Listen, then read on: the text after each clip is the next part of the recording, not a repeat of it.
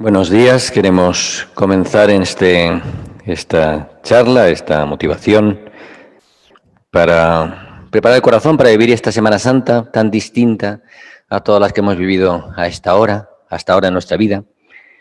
Es difícil en el contexto que estamos viviendo a nivel mundial, este virus, este parálisis del mundo, que nos impide incluso no poder celebrar nuestra fe juntos, en comunidad. Por eso esta Semana Santa va a ser tan distinta a otras Semanas Santas. No vamos a tener tantas cosas, desde procesiones hasta vivir los oficios con la comunidad, en las parroquias, en los centros, santuarios, ¿no? Pues experimentamos pues la pena, a su vez, de todo lo que está pasando en el mundo, que nos hace pues tomar más conciencia de que esta Semana Santa es especial. Porque en esta Semana Santa estamos viviendo, ¿no?, tantas muertes, enfermedades, dolores, angustias que nos provocan, ¿no?, el sentirnos realmente pequeños ante lo que está pasando, vulnerables. Y experimentamos quizá como los discípulos y Jesús ese temor, ¿no?, ese miedo que hoy pues toca el corazón, nos llega al corazón. Por eso quería hacer la propuesta, ¿no?, de poder recorrer varios lugares santos. Le he llamado a esta charla Recorriendo las huellas de Jesús, que nació como un retiro aquí para matrimonios, aquí en Monterrey, y que, bueno, hemos dejado que sea una charla más abierta para poder preparar el corazón para vivir estos días santos, en este contexto que también es santo y que nos habla pues de una realidad que se está viviendo en tantas partes, difícil, dura, y que nos confronta con nuestros miedos, nuestras angustias y con la cruz que hoy pesa sobre el mundo y sobre cada uno de nosotros. Por eso quiero pensar en varios lugares. Jesús llega a Jerusalén, llega justamente porque, bueno, pues ha recorrido sus 3 años de vida pública y en esta etapa final, la que sabemos que resucitó a Lázaro, una semana previa, y ya a partir de ese momento los fariseos han decidido matar a Jesús y también a Lázaro. Y Jesús entonces pues ya va a estar en torno a Jerusalén. Me gustaría invitarles a que puedan recorrer estos lugares y puedan pensar con qué lugar me quedo, dónde quiero vivir la Semana Santa este año, en qué lugar siento que Dios me pide que desde allí lo mire. Pueden ser uno, pueden ser varios, en los que yo sienta que Dios me está tocando más, de forma más especial. Son lugares muchos conocidos, otros quizá menos, pero que de alguna forma me hablan de una mirada sobre Jesús, porque todos miramos a Jesús y lo observamos desde mi lugar, y mi lugar ahora mismo será mi casa, mi cuarto, el lugar donde me quedé, ese espacio donde estoy ahora mismo, desde el cual no me puedo mover y desde el cual quiero observar cómo Jesús pasa por mi vida, porque la Pascua es el paso de Dios en mi vida y por lo tanto esta Pascua quiere ser un paso de Dios de forma especial en nuestra vida. Quiero invitarles también a que podamos acompañar esta Semana Santa de forma especial a Jesús que sufre y lo hace, por supuesto, en tantas personas enfermas, en tantas personas que están solas, en tantas personas que viven la angustia o la separación de sus seres queridos, en tantos que sufren la pérdida o la muerte de algún familiar. Y queremos, por tanto, decirle desde ese lugar a Jesús: te quiero, Jesús, estoy contigo en tu Semana Santa, en tu Pascua, y quiero también que tú estés conmigo. Jesús va a tomar mi cruz en esta Semana Santa y yo voy a tomar la suya. Yo voy a adentrarme en su corazón herido, en su corazón que sufre, y Él se va a adentrar en mi corazón herido, en mi corazón que sufre. Quiero hacer que esta Semana Santa sea mi propia Semana Santa y que tenga ese sello de santidad. He querido comenzar con un lugar primero. Vamos a poner imágenes de esos lugares para que de alguna forma podamos situarnos físicamente allí. En concreto, esta primera imagen es de un jardín, de un lugar que es Betania. Jesús llega a Betania cuando Lázaro está enfermo, resucita a Lázaro, eso lo escuchábamos hace poco, y y ante ese milagro, pues los judíos, los fariseos se preguntan, bueno, ¿qué hacemos ahora, no? Este hombre es capaz de resucitar a un muerto, vamos a acabar con él. Y deciden entonces acabar con su vida. Pensamos en ese Lázaro que aquí resucita, en Betania. Pensamos hoy en tantos que han muerto y donde sentimos que Jesús pues no llegó a la hora, ¿no? Como decía el Evangelio que proclamamos el otro día. Jesús llegó tarde, ¿no? Y ya no estaba enfermo, sino que estaba muerto. En estos días hemos experimentado la muerte de tantos seres, de tantas personas, de tantos seres queridos, muchos, familiares o amigos, personas conocidas, tantas personas que a veces parecen fríos números, frías cifras, cuando lo más importante es que no sean cifras, sino que son personas, son aquellos que de alguna forma pues eran vulnerables, son vulnerables y la enfermedad pues nos han dejado para ir al Señor y eso nos duele profundamente. Betania tiene que ver con ese Lázaro que resucite, también tiene que ver con un jardín, con un lugar donde Jesús peregrinaba y donde descansaba. Betania es ese lugar cálido donde María, Marta y Lázaro, los que tanto amaba, tenían siempre un hogar para Jesús. 6 días antes de la Pascua, Jesús fue a Betania y le ofrecieron allí una cena. La cena, la comida, el encuentro con sus amigos se convierte en algo cotidiano. Es un jardín, cuando uno va a Betania, en Tierra Santa, pues se encuentra, ¿no? con un jardín maravilloso, con un lugar de luz, ¿no? Donde sin duda Jesús cuando iba estaba tranquilo, tenía paz. Sabemos por las Escrituras que esos días de Semana Santa Jesús regresaba continuamente a pasar la noche, a descansar allí con sus amigos, seguramente también con la Virgen María, con los discípulos, pero se convirtió para Jesús en esos días de Semana Santa en un lugar de paz, ¿no? De descanso. Qué difícil seguramente para él ese camino, ¿no? De ida y vuelta del templo a Betania, del templo a predicar durante el día a Betania con sus amigos a descansar. Betania tiene que ver con esos amigos que no exigen, que simplemente acogen, que siempre están dispuestos a celebrar contigo y que no te exigen, no te preguntan, no te piden. No le pedirían a Jesús en esos días que les resolviera grandes enigmas, sino simplemente querían estar con él. Claramente ese Betania es el lugar, es el hogar. Ahora que nos piden que nos quedemos en casa, nos piden que uno se quede en casa, pero no necesariamente mi casa es un hogar. Hay una diferencia grande entre una casa y un hogar. La casa son 4 paredes, la casa es un espacio físico. El hogar tiene que ver con el corazón. Uno puede tener hogar en personas y puede tener hogar en lugares donde está implicado el corazón, en lugares que están unidos a personas concretas que me aman y a las que yo amo. En estos días hemos dado cuenta, nos hemos confrontado con la fragilidad en ocasiones de nuestro propio hogar, de nuestra propia casa. Y ese quedarme en casa me puede resultar incluso pues violento, ¿no? Porque no estoy acostumbrado, porque no me siento en casa justamente. Y se produce esa paradoja, ¿no? De sentir que no puedo descansar con los míos, con los más queridos, con los más íntimos. Me gustaría que mi casa fuera siempre Betania, donde Jesús pudiera venir, donde Jesús estuviera, donde estuvieran los míos, donde pudiéramos simplemente descansar los unos en los otros. Tenemos la oportunidad en estos días de hacer que mi casa sea un hogar, de hacer que mi espacio comunitario, sagrado, rutinario, del día a día, sea un hogar, donde esté Dios presente, donde pueda compartir con mis hermanos, con mis padres, con mis amigos, con aquellos que vivimos juntos, con los que vivimos juntos todos estos días en este tiempo de cuarentena. ¿Qué hago, no, para que mi hogar, para mi casa sea hogar? ¿Cómo contribuyo? ¿Cómo hago posible que en ese espacio sagrado de mi vida se puedan dar conversaciones y espacios santos donde poder descansar? Quería que en primer lugar fuera Betania, porque todo comienza en Betania y durante Semana Santa Betania va a ser ese lugar concreto y porque además, después más tarde todo acabará en Betania cuando Jesús ascienda desde Betania. Pero en ese recorrido que estamos haciendo comenzamos con este hogar, porque de aquí partimos todos, de nuestra casa. Desde ahí partimos. Vamos a vivir esta Semana Santa desde casa. Vamos a conectarnos por internet para participar de los oficios desde casa.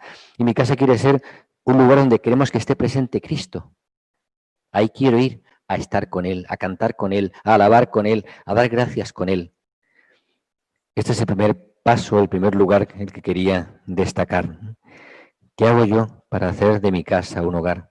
¿Cómo hago que mi ambiente familiar en estos días esté lleno de la presencia de Dios? ¿Cómo contribuyo a que haya buen ambiente, a que haya respeto, a que haya cariño, a que se cuide el amor, a que se cuiden los detalles? ¿Cómo hago para que mi casa, realmente mi hogar, sea pacífico y reine la paz y no haya guerra ni tensiones? Qué difícil es a veces conseguirlo, ¿no? Pues queremos desde este lugar, desde esta Betania, desde este espacio sagrado que es mi casa, contemplar, mirar a Jesús. Jesús cada noche iba allí a descansar. Nosotros queremos también descansar cada noche con Jesús en esta Semana Santa. La segunda imagen, el segundo lugar que quería tocar es el templo. Porque Jesús iba de su hogar al templo. Luego iba al huerto, por supuesto, el huerto de los olivos a rezar, pero el templo se convierte en estos días de Semana Santa, desde lunes, martes y miércoles, en un lugar también sagrado. El templo de Jesús, el templo de su infancia, el templo que él ama, el templo sagrado, ese templo que para el pueblo de Israel era la presencia viva de Dios en medio de su pueblo. Ese templo que era lo más santo que ellos tenían, donde podían simplemente estar con Dios, leer las Escrituras y descansar. Ese templo al que Jesús va a ir una y otra vez, y lo sabemos cuando le preguntan, bueno, ¿por qué no me detuvisteis en un lugar abierto cuando yo iba a predicar todos los días al templo? ¿Por qué lo hacen en la noche? ¿Por qué vienen a escondidas a prenderme? Jesús durante todos esos días predicó en el templo, se enfrentó a los fariseos, actuó como si no pasara nada. En su corazón seguramente habría miedo, ¿no? El miedo humano, el miedo de sus discípulos. Pero Jesús en esos días no dejaba de ir a predicar, no dejaba de pedir a los hombres que no convirtieran su templo, la casa de Dios, en una cueva de ladrones. El templo, hoy los templos justamente están abiertos pero vacíos. Tantos templos físicos que tenemos, nosotros siempre pensamos al hablar del templo en el santuario. Y pensamos en nuestros santuarios que hoy pueden estar abiertos, pero vacíos. No tienen la vida que tienen durante la época normal. Y experimentamos entonces el dolor, porque nuestros templos están vacíos, porque no podemos ir al templo, no podemos ir al templo a predicar, no podemos ir al templo a compartir la fe. Los templos esperan. Y entonces Jesús vuelve a decirnos lo que le dijo la samaritana aquel día junto al pozo, y le dijo, pero no hay que adorar a Dios en el templo, sino en tu corazón, en espíritu y vida. Y por lo tanto hoy Jesús me invita a que esta Semana Santa la viva en espíritu y vida, en mi corazón, porque el templo más sagrado que tengo es mi corazón.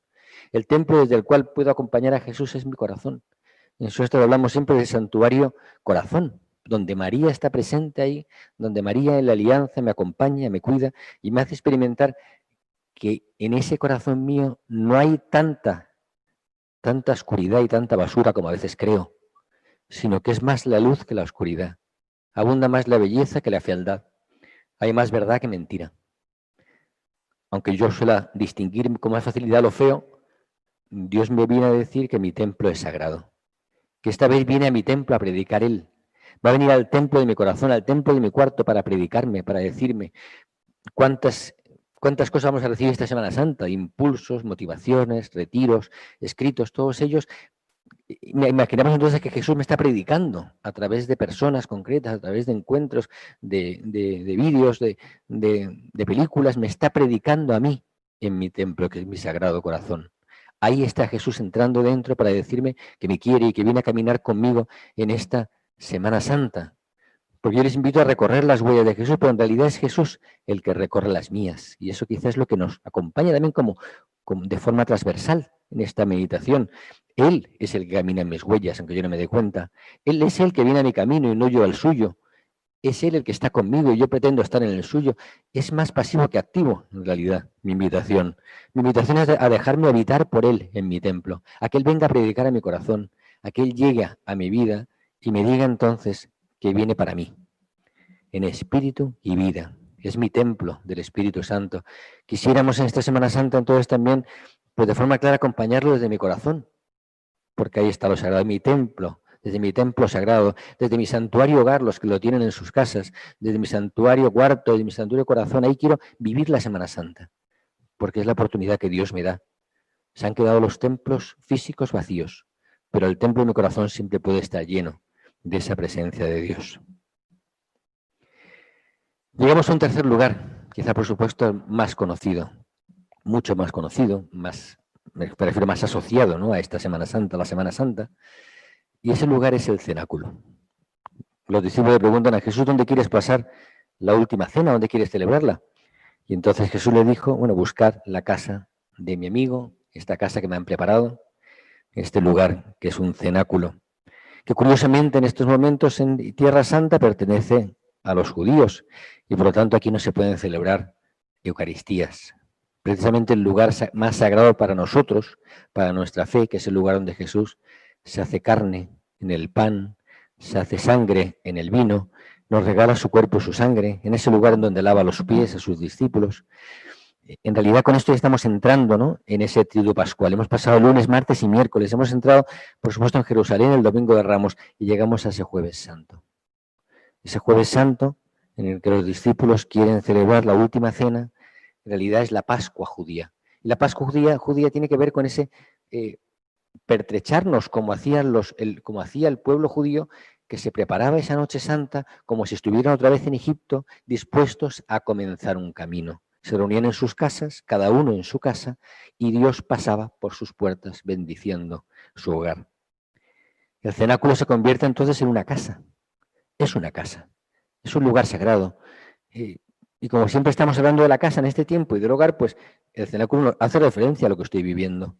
Mi casa puede ser un cenáculo, pero no un cenáculo vacío como está ahora, donde Jesús está presente, bueno, pues simplemente en una representación que hay en una columna de ese Cristo, pero en realidad el resto del templo está vacío de su presencia. Y sin embargo ese día estaba lleno. Jesús quiere pasar la última cena. Tanto he deseado pasar esta noche con ustedes, tanto he deseado compartir mi vida en esta noche. Durante el martes y el miércoles, en los evangelios de esos 2 días, se va a preparar el corazón justamente para vivir la última cena. La última cena que está llena de simbolismo, que la hemos vivido tantas veces en las misiones, en los encuentros de Semana Santa, en los oficios. Es un oficio tan rico, que tiene tanta belleza. Esa Eucaristía en la cual se instituye la Santa Eucaristía, se instituye el sacerdocio. Jesús lava los pies a sus discípulos diciendo que el mayor amor es el lavarnos los pies los unos a los otros. Este año este oficio va a ser diferente. Seguramente no va a tener ese lavado de pies, pero en ese oficio de Jueves Santo vamos a vivir lo mismo. Vamos a vivir cómo Jesús viene para entregarse a nosotros en su cuerpo y en su sangre.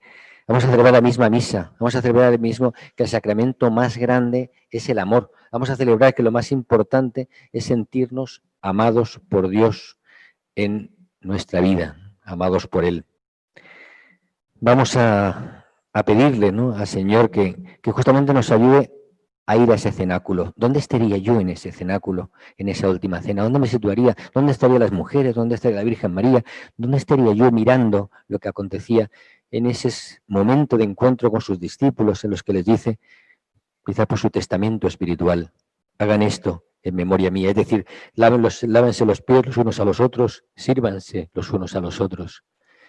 Hoy experimentamos a nuestro alrededor tantas personas que sirven de forma desinteresada hasta dar la vida, desde médicos, enfermeros, en tantos servicios fundamentales para nuestro día a día, que siguen haciéndolo sin pensar en ellos, como Jesús. Aquel que se descentra y no pone su vida en primer plano es el que sirve de verdad. Quiero adentrarme en ese momento, en esa última cena donde Jesús pronuncia sus palabras. Es cierto que también ahí le dice a Judas que ya pudiera hacer lo que tiene que hacer, y le dice a Pedro que no puede seguirle en ese momento porque Pedro no está preparado, porque en realidad Pedro piensa que va a salvar a Jesús, que lo va a salvar con la fuerza. Y Jesús le está diciendo a Pedro, bueno, hasta que tú no te encuentres con la misericordia de Dios, es imposible que me ames de verdad. Vemos también cómo Juan reposa su cabeza en el costado de Jesús y nos gustaría en esta Semana Santa pues reposar nuestra cabeza en el costado, en el pecho de Jesús, porque nos sentimos cansados, agobiados, inquietos, con miedo, porque esta Semana Santa, como decía al comienzo, es muy diferente a otras. Y aquí cargamos mucho en el corazón. Él sabe, Jesús conoce todos mis miedos y dolores, sabe lo que me angustia, esta enfermedad, sabe las penas que traigo muy dentro. Quisiéramos hacer el ejercicio en esta Semana Santa de recostarnos en el corazón de Jesús, de cenar con Él. Lavar los pies a los otros supone ponerme al servicio de aquellos que están conmigo. Y esta Semana Santa, aquellos a los que voy a misionar, ¿no? Aquellos que quieren ir de misiones y no han podido hacerlo, aquellos a los que voy a misionar son los que están conmigo. Y tendré que arrodillarme ante ellos para lavarle los pies. ¿Y cuánto nos cuesta? A servir como Jesús sirve, amar como Jesús ama, hasta el extremo, hasta dar la vida por los míos, hasta entregar mi cuerpo y mi sangre. Somos mucho más egoístas y queremos dar un poco de nosotros. El cenáculo es ese lugar santo donde Jesús compartió esa última cena con los suyos y de alguna forma se hace constante y perpetua en la Eucaristía. Acabó esa cena, que no podía ser eterna, y Jesús entonces con sus discípulos emprende un camino, ¿no? Y se va hasta un huerto. Baja por unas escalinatas, que después vamos a verlas, y llega entonces al huerto de los olivos. El huerto de los olivos no es un lugar extraño, sino que es un lugar que está muy grabado dentro del corazón de Jesús, porque él iba muchas veces a orar a ese lugar. Se adentraba en este huerto, se metía en él, en esos olivos, y ahí descansaba con Jesús. Seguramente pasó noches también rezando ahí, entre el cielo y la tierra. Esa noche, como tantas noches, pues le dijo a los discípulos que quería también ir a rezar con ellos. O mejor dicho, que quería ir a rezar y ellos le acompañaban. Y se dejó acompañar. Porque Jesús en ese momento necesitaba a sus amigos, necesitaba la compañía. Tal vez como nosotros, cuando tenemos cosas importantes que hacer, necesitamos que los nuestros nos digan que están ahí, que nos están acompañando, que están rezando por nosotros. Pues Jesús en ese momento lo necesitaba. Se alejó a tiro de piedra, como dice el Evangelio, ¿no? Y se puso a rezar. Y entonces pronunció, ¿no?, esas palabras que a nosotros nos conmueven. Padre mío, si es posible, aparte de mí este cáliz, pero no se haga mi voluntad sino la tuya. Qué difícil es pronunciar esas palabras y decirle a Jesús que, bueno, pues lo que decimos todos los días en el Padre Nuestro, que se haga su voluntad. Pero ¿cuál es la voluntad de Dios en nuestra vida? No lo sabemos, ¿no? Nosotros tenemos nuestros planes, teníamos tantos planes trazados para desde antes de que ocurriera todo esto, ¿no? Incluso tendríamos planes trazados para esta Semana Santa. Pensábamos que iba a ser muy distinta, ¿no? Y en ese momento en que nuestros planes cayeron, miramos el cáliz, aparta de mí este cáliz. Cuando pensamos en la enfermedad, en el dolor de los nuestros, o en el dolor propio, en el miedo a perder mi vida o a perder la vida de otros, qué difícil es decir estas palabras. Cuando la muerte está lejos, o la enfermedad está lejos, o el peligro está lejos, podemos decirla con tranquilidad. ¿Y cuántas veces lo hemos dicho en el santuario, en oraciones preciosas? Señor, te entrego mi vida. Pero cuando de repente Jesús me muestra tan de cerca la vulnerabilidad de mis pasos, pues me cuesta repetir estas palabras. Jesús seguramente muchas veces dijo lo mismo, puede ser, en ese mismo huerto, pero esta noche era diferente. Esta noche Jesús le pide humanamente, en ese corazón humano que tenía, pues aparta de mí este cáliz, como nosotros, que le pide, aparta de mí este cáliz, que queremos un milagro ahora mismo para que acabara todo lo que está pasando, para que resucitaran las personas que han muerto. Que pase de mí este cáliz. Que pase de mí la tormenta, que pase de mí la tempestad que estoy viviendo. Recordando las palabras del Papa Francisco hace unos pocos días, que pase la tormenta que atemorice mi barca y parece que me estoy hundiendo. Que pase. Y quizá grito a Dios como grita Jesús en este huerto. Aparta de mí este cáliz, pero no será mi voluntad, sino la tuya. Cuántos dolores y cuántos miedos tengo ante esta enfermedad que no controlo. Cuánta tristeza, ¿no? Decía Jesús que la tristeza invadía su corazón. La tristeza. ¿Y la tristeza de dónde venía? Cuando uno quiere meterse en el corazón de Jesús, pues se encuentra con razones.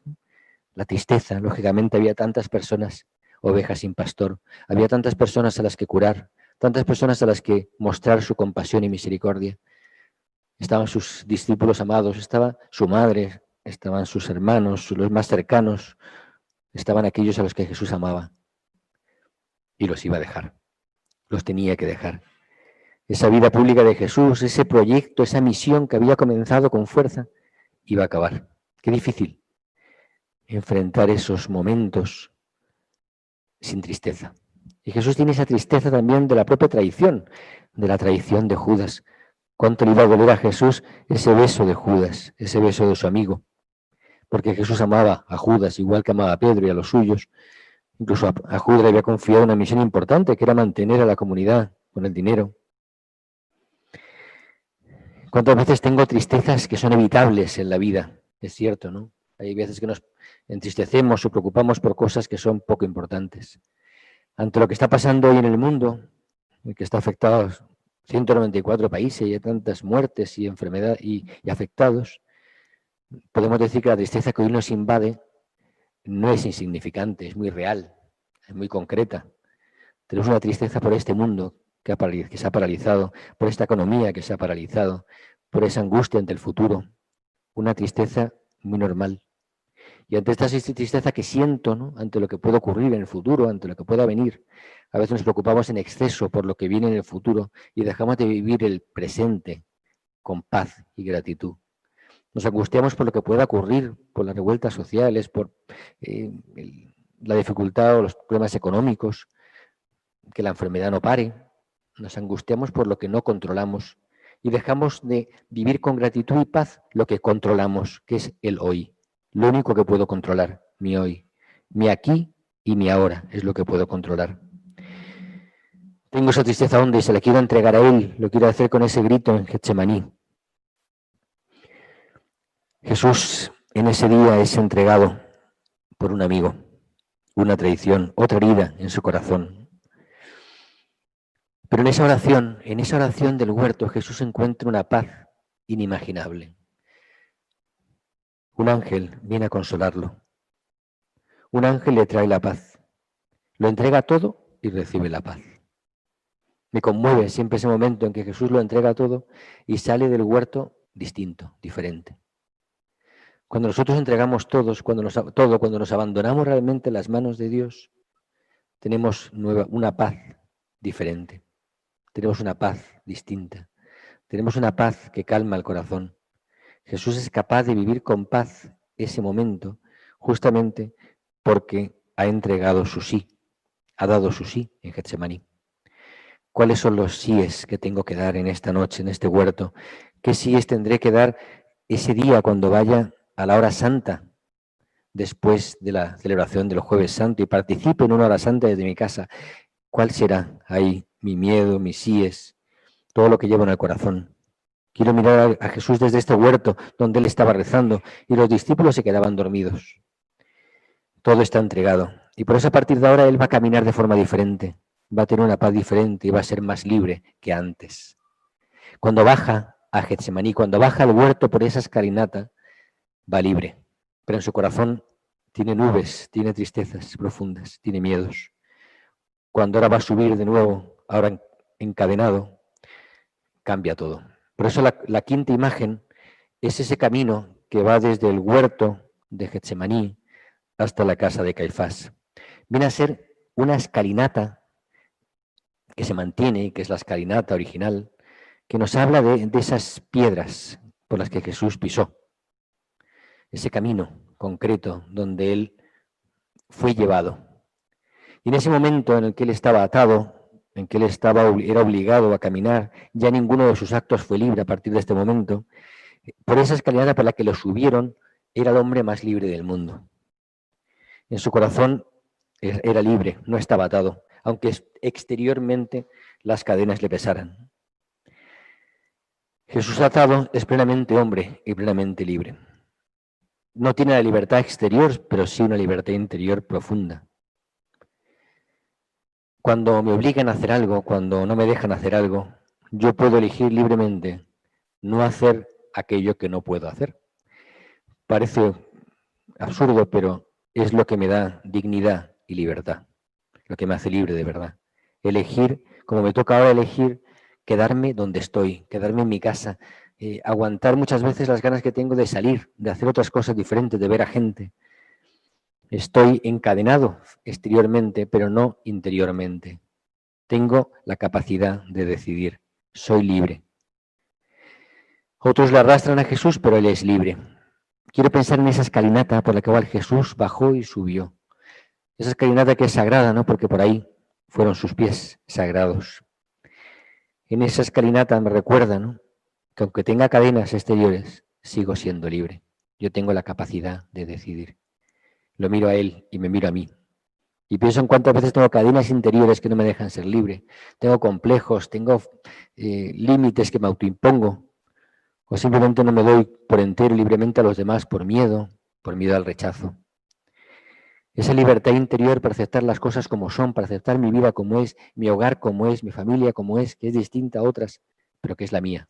Y le doy mi sí, libre, a esa familia, a esa realidad, a esa clausura que me toca vivir, a esta cuarentena en la que estoy. Incluso también le doy el sí a esa enfermedad que me toca padecer, o a la enfermedad que padecen mis seres queridos, que es la cruz que beso en estos días. A esa enfermedad que me atemoriza, o esa enfermedad que hiere a muchos. Ese sí, a la pérdida de algún ser querido, que inevitablemente ha perdido la vida y me duele en el corazón y me cuesta darle el sí para ser libre. Ese es el camino, el número 5. Llegamos a la casa de Caifás. Es la casa del sumo sacerdote. Jesús va encadenado, tiran de él y lo arrastran hasta una casa. Y en esa casa está ese lugar donde en el patio hay un fuego encendido. Es una noche de oscuridades, una noche de mentiras, una noche en la que Jesús es vejado, es golpeado, una noche en que es insultado, ofendido. El justo es difamado. Jesús no se defiende, no habla, no dice nada porque ya sabe que la decisión está tomada. En ese patio se ha acercado Pedro. Seguramente también por allí estaría en algún momento Judas, que abandonaría el lugar. Y Pedro se queda en ese patio. No sabemos si por curiosidad, por necesidad o simplemente por miedo, pero se queda allí, en ese patio interior. Fue valiente para llegar hasta allí, fue valiente para vencer sus miedos, fue valiente para ser capaz de intentar seguir a Jesús. A lo mejor en su corazón intentaba hasta liberarlo, pero se daba cuenta de que era difícil. En ese momento le preguntan a Pedro, en 3 ocasiones, personas diferentes, si acaso era uno de los suyos, que era amigo del Nazareno, y él lo niega, no era de ese grupo. Otra señora le pregunta, en realidad, que parece que tiene el acento, ¿no?, de Galilea, y él va a negar tener el acento de Jesús. O si no estaba en el grupo de los amigos de Jesús, le va a decir que no le conozco. No lo conozco, no lo soy, no sé de qué me hablan. Bueno, sin duda, en ese momento, Pedro negó lo más fundamental de su vida. Negó el amor de su vida, negó la pertenencia de su vida, negó a aquel que lo había sacado de la barca y lo había convertido en pescador de hombres. Negó lo más importante y cantó el gallo. Cantó el gallo. Ese gallo que era como cuando Jesús le dijo, no puedes seguirme ahora porque antes de que cante el gallo me habrás negado 3 veces, se hizo realidad en ese momento.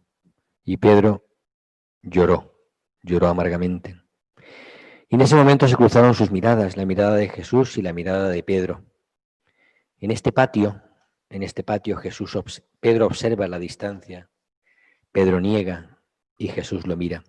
En ese patio nosotros vemos la injusticia, cómo ocurre la injusticia, y a su vez experimentamos nuestra fragilidad.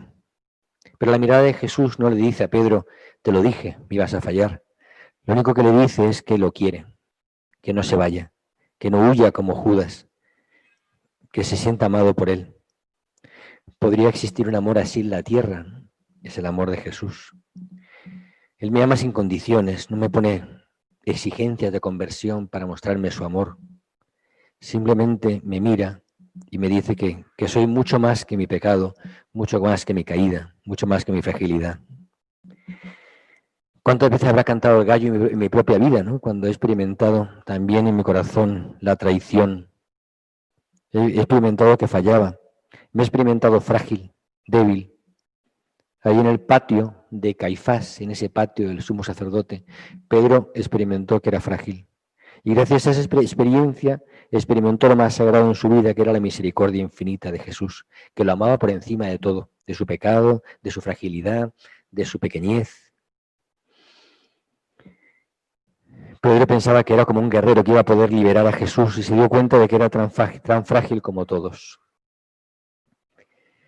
En esa noche, en este patio de Caifás, en realidad Jesús es condenado a muerte por blasfemo. Y en esa noche, con testigos falsos, la mentira muchas veces tiene rostro de oscuridad, rostro de noche. En esa noche llena de mentiras, Jesús va a ver cómo pronuncian su sentencia de muerte. Hay una película que veía estos días, que es El milagro de la celda séptima, en la cual también un hombre que tiene una deficiencia, pues es acusado injustamente. Y toda la película uno está deseando, ¿no?, que esa injusticia que va a llevar a este hombre a una muerte injusta, pues se solucione. No voy a estropear la película ni voy a hacer de spoiler, pero es cierto que el deseo que uno tiene frente a la injusticia es que no se lleve a cabo. Que el que injustamente es acusado sea liberado. Cuando miramos la pasión, cuando recorremos la Semana Santa, observamos justamente una injusticia. Sabemos que es mentira, sabemos que todo es falso, que este camino que está emprendiendo Jesús ahora mismo, este Vía Crucis, es injusto, que Él no tiene que morir. Y nos gustaría que alguien muriera en su lugar, nos gustaría que otro muriese en su lugar. Cuando vemos a nuestro alrededor la enfermedad y vemos a personas que están muriendo de forma injusta, y justamente lo que más nos duele es que los más vulnerables sean los que sufran el dolor y la muerte, nos gustaría incluso ponernos en lugar de ellos. Me conmueve, ¿no?, muchas veces cuando ante la injusticia no podemos hacer nada. Nos gustaría salvar a Jesús y no podemos. Y lo acompañamos en la impotencia. Lo acompañamos. Y lo acompañamos especialmente ahora en otro lugar, que es el séptimo, que es una cisterna.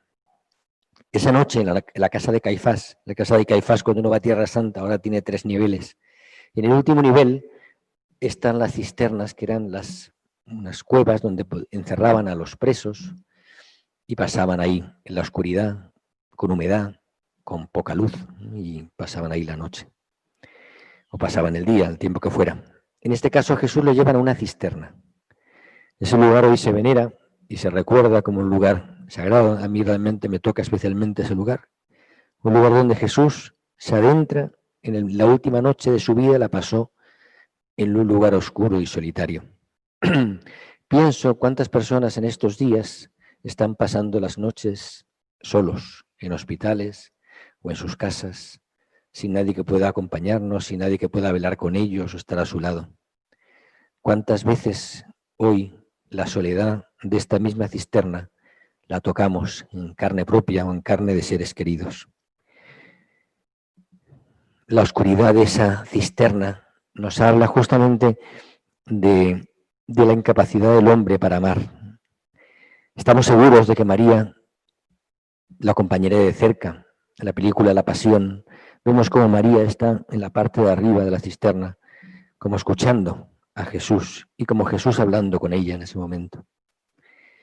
Esta cisterna tiene que ver mucho con mi soledad. Yo creo que si algo nos invita también este tiempo que estamos viviendo de clausura, de cuarentena, de estar más solos o en casa, es una invitación a vivir con mi soledad, a comprender que tengo que hacer de mi soledad una gran amiga, a amar mi soledad.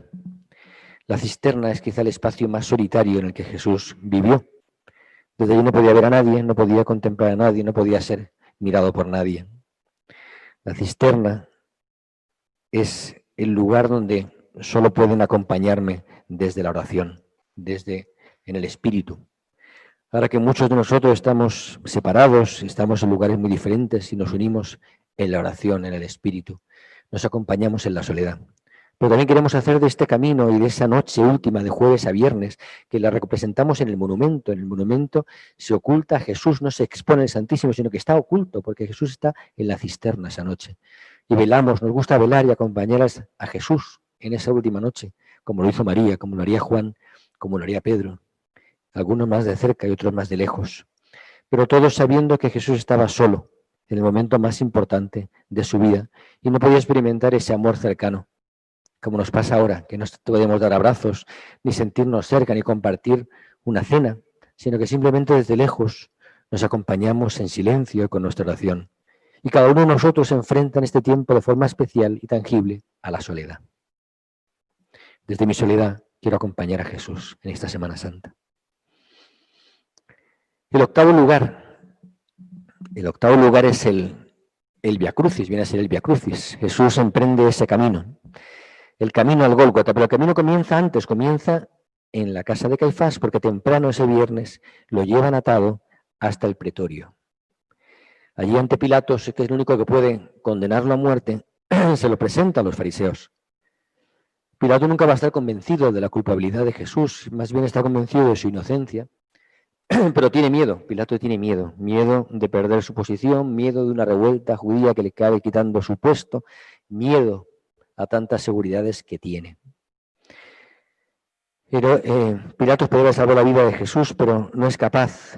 Lo flagela para ver si con esto basta. Ofrece a Barrabás en lugar de a Jesús. Y al final se lo manda a Herodes pensando que Herodes podría decidir en su lugar. Y por último, acaba lavándose las manos. Se lava las manos, ¿no? Ahora que estamos tan acostumbrados a lavarnos las manos, pues este gesto, en el caso de Pilatos, tiene una connotación, es desentenderme de lo que me pasa.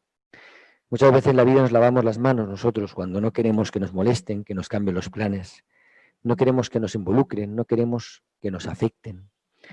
Hoy también, con este miedo al contagio, vemos al otro como un enemigo, como alguien del que nos alejamos, ¿no? Por miedo a ser contagiado.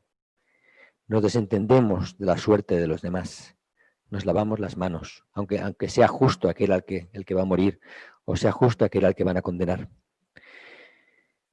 En este tiempo en que experimentamos también el dolor, ¿no? Por los seres que están enfermos, por las personas enfermas, me da miedo la superficialidad o la indiferencia. Hemos reducido todo a cifras, a números, queremos que los números bajen, pero si no tenemos a seres concretos, a personas concretas que están sufriendo, parece que la enfermedad no va conmigo, parece que el problema es de otros. Es lo que nos pasa tantas veces, que sentimos que el problema es de otros hasta que es mío. Mientras sea de otros, no es mío. Y yo no me involucro, no me comprometo, no me afecta. Cuando la enfermedad tiene nombres concretos por los que pido la Eucaristía, como hacemos cada día, la enfermedad tiene otro rostro. Es el rostro de mis amigos que están sufriendo. Es el rostro de los míos. Entonces la vulnerabilidad del otro no es una vulnerabilidad abstracta de una edad o de una enfermedad concreta. Es esa persona a la que quiero que está sufriendo. En ese camino y esa decisión de Pilatos hay una indiferencia. Jesús es entregado, es golpeado, es aclamado como rey. Herodes quiere que haga un milagro, porque Herodes lo que quiere es el espectáculo, como nosotros muchas veces le pedimos a Dios que haga milagros, que acabe con esta enfermedad ya, de un solo golpe. Pero nos cuesta recorrer este Via Crucis, nos cuesta caminar con Jesús en el Via Crucis. Nos cuesta aceptar el dolor, la enfermedad, la muerte. Nos cuesta que nadie lo evite. Nos cuesta la humillación, la mentira.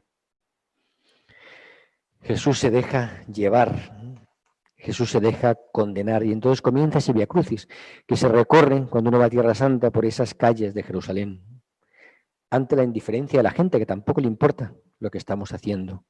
Quizá la misma indiferencia que sentía la gente de Jerusalén cuando veía pasar ahí a aquellos que iban a ser crucificados en el Gólgota, fuera de la ciudad.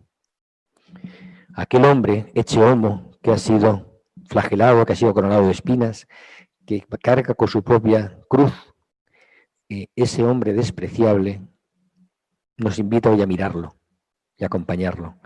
Lo miro desde este camino. Cuando este Viernes Santo recorramos el Via Crucis, hagámoslo con esa mirada de aquellos que no son indiferentes, sino que les duele y sufren con aquel que sufre.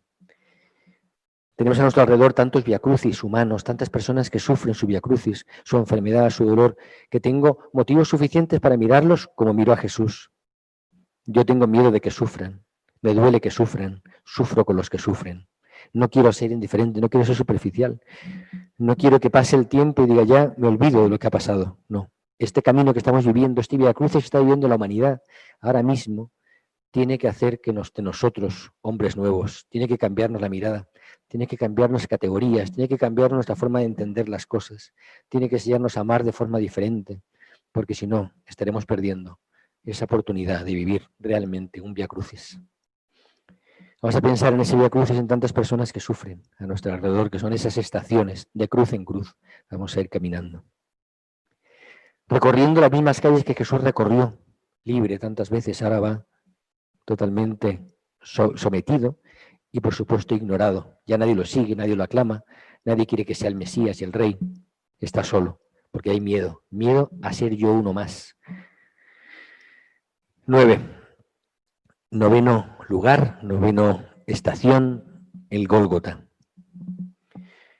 Llegan al Gólgota, ese lugar de la calavera donde mataban a los presos y por lo tanto fuera de la ciudad para desentenderse de ellos. Y ahí lo clavan, lo suben, aquellas manos que han bendecido, que han curado, que han tocado, están clavadas. Aquellos pies que han corrido, que han caminado, que han atravesado ciudades, están clavados. Tal vez como los nuestros, tenemos también las manos atadas ahora nosotros y los pies también quietos, porque no podemos ir donde queremos, porque no podemos abrazar a quien queremos. Nos sentimos un poco como ese Jesús crucificado. También en esa cruz queremos hoy colocar todas nuestras cruces, porque nos damos cuenta de que cargamos con una cruz pesada. En este tiempo la cruz se ha hecho concreta, tiene nombres concretos y la vivimos en el corazón. En este lugar de la calavera, no todos reconocieron a Dios en Jesús, al revés, la mayoría no reconoció quién era.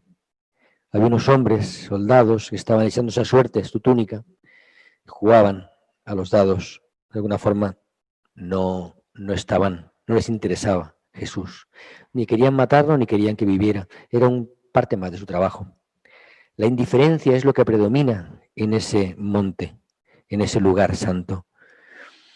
O cuando vamos a este lugar, al Gólgota, que está en medio de la ciudad, y cuando besamos ese lugar de la cruz, pues de alguna forma besamos lo más sagrado, el lugar más sagrado, donde Jesús dio la vida por nosotros. No porque estuviera previsto, no porque Dios quisiera eso. El plan de Dios no es el mismo que el plan de Judas. Muchas veces queremos sentir como que Judas es simplemente un cómplice de un plan. Y no, el plan de Dios era mucho más grande y es mucho más grande. Pero el hombre no supo acoger tanto amor, tanta misericordia. Y se despertó la ira, la rabia, el rechazo. Y el corazón humano no supo acoger a Jesús en toda su misericordia y decidió que era mejor matarlo. No supo, no comprendió, no entendió lo que Jesús quería y lo mataron. Y desde ese amor, de esa cruz, Dios va a sacar una fuente de vida. Pero lo primero que ocurre en esta cruz es la injusticia. Nos gustaría, como os decía antes en esa película, que el justo nunca muriera y que en nuestra vida las cosas no fueran nunca negativas, siempre fueran positivas. Me gustaría que salieran todos mis planes y que no hubiera muerte ni dolor, sino que todo tuviera una lógica aplastante. Se me olvida que detrás de todo hay un plan de amor. O sea, que Dios está escondido detrás de esto que no controlo. Dios no ha mandado esta enfermedad para poner a prueba nuestra fe. Pero en esta enfermedad que ha sucedido, detrás de la cual está Dios caminando conmigo en mi Vía Crucis, sosteniéndome en mi Vía Crucis, diciéndome que me ama por encima de todos mis dolores. Ese costado abierto de Jesús se convierte en el lugar de mi descanso. Esa lanza que clava el corazón en el costado de Jesús abre una fuente de vida y ahí quiero colocarme, ahí quiero entregarme, ahí quiero descansar. Quiero meter ahí en su costado abierto mi propia cruz, mis propios dolores. Yo lo quiero reconocer ahí. Lo quiero reconocer hoy en el enfermo que sufre, en aquel que ha muerto. Quiero reconocerlo en el que da su vida por los demás. Quiero reconocerlo. El centurión romano lo reconoce y va a decir verdaderamente era el Hijo de Dios. Y eso va a cambiar su vida para siempre. Juan y María, por supuesto, lo reconocen. Los discípulos desde lejos seguramente lo reconocen. ¿Dónde estaríamos nosotros en ese momento en el Gólgota? Posiblemente también desde lejos, mirando a Jesús sin saber qué hacer, sin saber cómo cambiar lo que estaba ocurriendo. Nos gustaría hacer algo, algún milagro, pero no tenemos ni la fuerza ni la vida para hacerlo. Por eso miramos a Jesús hoy en la cruz. Yo creo que esta Semana Santa vamos a mirar a Jesús de una forma distinta en su cruz. Y vamos a volver de forma muy distinta a esas 3 horas del Viernes Santo, cuando Jesús muere, cuando entrega su espíritu. Y vamos también nosotros a velar ese cuerpo muerto, como hoy en día hay tantos cuerpos muertos que no han podido ser velados por imposibilidad, pero sí en el corazón de cada uno. Y vamos a poder velar a Jesús muerto en nuestro propio corazón, como María acogió a Jesús en sus brazos y lo veló en esa noche, en ese día oscuro de Viernes Santo. Ese Viernes Santo va a ser muy especial porque va a tener muchos nombres grabados en la cruz de Jesús. Quizá no vamos a besar la cruz como otros años, no vamos a poder participar físicamente en un Vía Crucis, pero sí virtualmente. Y vamos a experimentar en nuestras casas el dolor más grande de la impotencia. El 10º lugar, la tumba vacía. Es el signo de la vida. Curiosamente, el signo de la vida es una tumba que está vacía. Es un lugar donde podemos ir a besar la piedra sobre la que estaba Jesús. Es un lugar que me habla de mi fe. Mi fe tiene sentido porque la tumba está vacía. Han llevado su cadáver y lo han podido enterrar. Hoy hay tantos lugares donde no se puede ni siquiera enterrar los cadáveres, ¿no? Qué duro. Aquí a Jesús lo pudieron enterrar, lo pudieron dejar en esa tumba y la sellaron. Pero en esa noche del viernes al sábado, del sábado al domingo, en esa noche del sábado que celebramos la vigilia pascual, en esa noche Jesús resucita y se abre esa losa que cubría la tumba. Pienso que hoy esa tumba vacía son tantas personas que en medio de tanta oscuridad como vivimos hoy por la enfermedad, dan su vida y dan su luz. Pienso en tantos enfermeros, médicos, auxiliares que están entregando su vida a los hospitales sin importar el tiempo y las horas que invierten y el poco descanso que tienen. Pienso en tantas personas que acompañan a los moribundos en los hospitales, en los asilos, o en la distancia en sus casas. Pienso en tantos que recorren y visitan casas de moribundos para ayudarlos a morir. Pienso en tantos también que se exponen al contagio, haciendo que funcionen servicios fundamentales, o sacerdotes que se acercan a los que están muriendo en lugares de hospital con los medios para no ser contagiados, pero con el peligro de poder serlo. El miedo a ser contagiado y perder la propia vida, tratando de salvar vidas.